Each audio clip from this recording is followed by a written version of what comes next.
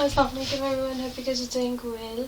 I'm gonna make a very short video because I am so angry at all the women out there who are trying to fuse the words freedom and rights, combining them together and creating propagandas against men, which is completely wrong because Islam, first of all, Islam doesn't allow you to go out of homes and creating propagandas against your very own men who you have to get married to, because among these men you'll be getting married to one of them, inshallah. So there is hell lot of difference between the rights of men and women in Islam and the status of men and women in Islam. When it comes to the rights, all the main responsibilities and rights that constitute the outdoor activities, they come under the superiority of men, whereas all the indoor rights and responsibilities come under the superiority of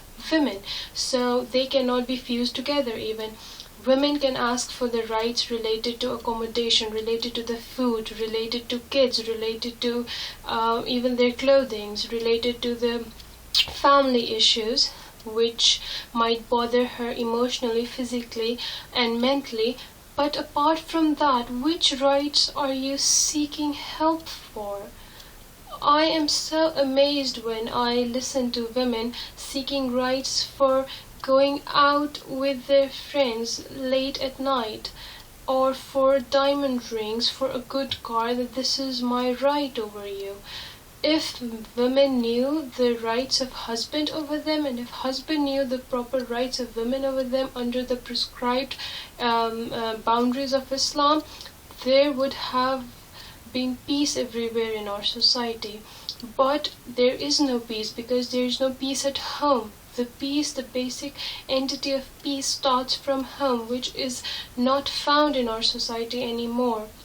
The divorce rate is going high, and the basic thing is that the Western media, even our local media, they are giving these notions to the women that are giving rise to the fear inside women, within the women communities, that if they do not ask for their appropriate rights, if they do not ask for their appropriate status in the region, they are going to get oppressed by men, which is completely wrong. Because first of all, Islam does not favor any kind of oppression, especially the oppression of one gender over the other, the oppression of men over women. It's not favored by Islam in any case. If your man follows the league of oppression one way or the other, then he is not a practicing Muslim. He is not practicing the Sharia of Allah subhanahu wa ta'ala, which completely forbids that. And apart from that, even when you talk about the Sharia of Allah subhanahu wa ta'ala, the Sunnat Rasul sallallahu alaihi wasallam, you'll find the criterias in which a man can, punish a woman, a man can hit a woman. Apart from those categories, even a man can't touch a woman if she's on the right path. He cannot ask her to not follow her religion. He cannot ask her to do things that are not allowed in Islam. She can ask for help in those regards.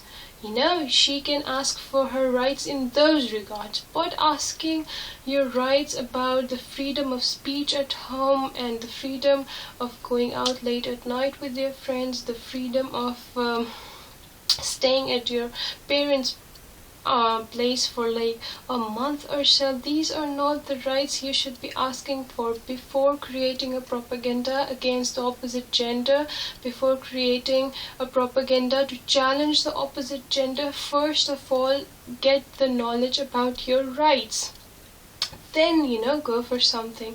And once you enter Islam the right way and you study Islam, you'll know that Islam has provided you so many rights already. Husbands have so many rights over you that if you knew the rights of your husbands over you, you wouldn't have complained even a little bit. And now this was the topic of rights. When we talk about status, men in our society, in our Islam, they enjoy a higher level of status as compared to the woman. The reason behind it is the level of maturity they hold, the level of responsibility they carry on their shoulders, the level of toughness they have to face mentally when they have to think 24/7 about the financial conditions that they'll have to go through to cover up for their wife, their kids, their parents. So physically, mentally, emotionally, they are tougher than us, and that is why they have a higher status. We cannot challenge them that easily. So you'll have to remember the difference between the rights of men and women, and then the status of men and women. We share equal rights with men. We are allowed to get educated. We are allowed to go out when it's needed. We are allowed to use accessories at home, household accessories, that the communication, the technologies and everything. But there's a certain limit then, that we cannot cross that limit and try to become a man. So that's when it is asked you not to try to become a man in any case. And a man is not, it doesn't look good for a man to sit home like a woman and not go out for work, and the woman is going out for work. It's against the law of nature, and that is why in Western civilization the divorce rate is way higher as compared to our Middle East and Pakistan and etc. But nowadays I see everywhere that women are so easy in saying that I can ask for divorce because that's my right. Asking for divorce for something wrong is not your right, unless and until your husband's doing something illegal, or he is not following the Sharia of Allah subhanahu wa ta'ala, or he is not allowing you to follow it, he's not helping you in following it. Yes, you can ask for that divorce. Or he is not, when it's about following the Sharia of Islam, it covers every right, the men over women, the women over men. But when someone does not do that, then you're going against the Sharia of Allah subhanahu wa ta'ala. You're going against the nature, the laws of nature. So please don't destroy your life in the name of rights and freedoms. Know first what your freedom is. And I'll end up with a very easy example. You have two kids. One is 15 and the other is 7.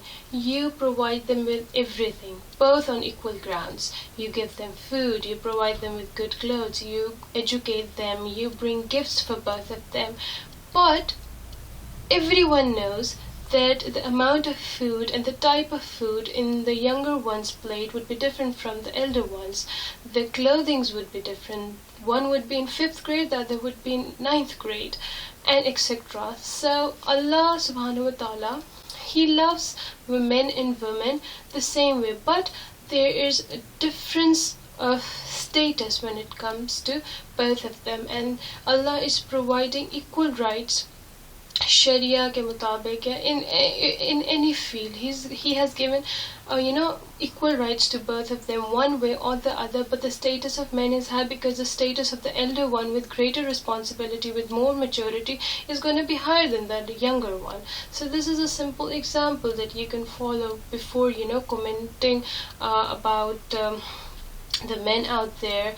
And yes, I know there are bad men out there, but that is why you are asked to marry someone who's practicing Islam, or who's at least a little bit closer to Islam, and who would know the rights of women in Islam, and he would not do anything bad with you.